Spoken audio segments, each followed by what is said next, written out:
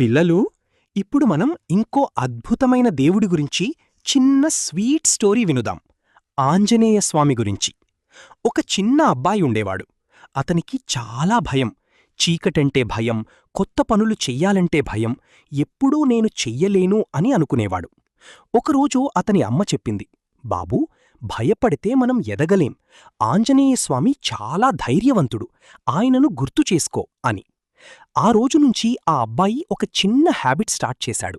భయం వచ్చినప్పుడు కళ్ళు మూసుకుని, ఓ ఆంజనేయస్వామి, నాకు ధైర్యమివ్వు, నేను ఫియర్లెస్గా ఉండేలా చెయ్యు అని చెప్పేవాడు. మొదట్లో చిన్నగా కాన్ఫిడెన్స్ వచ్చింది. చీకటంటే భయం తగ్గింది. కొత్త పనులు ట్రై చేయడం మొదలుపెట్టాడు.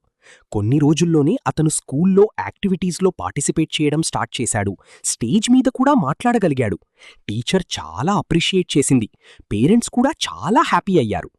పిల్లలు, ఈ కథ మనకి ఏమి నేర్పుతుంది అంటే, భయం మనని ఆపేస్తుంది. ధైర్యముంటే మనం ఏదైనా చెయ్యగలం. ఆంజనేయస్వామిలా స్ట్రాంగ్ మైండ్ సెట్ ఉండాలి. మీకు కూడా భయం వచ్చినప్పుడు ఇలా ట్రై చేస్తారా? కమెంట్లో చెప్పండి. ఇలాంటి ఫన్ అండ్ మారల్ స్టోరీస్ కోసం ఫాలో చేయడం మర్చిపోకండి.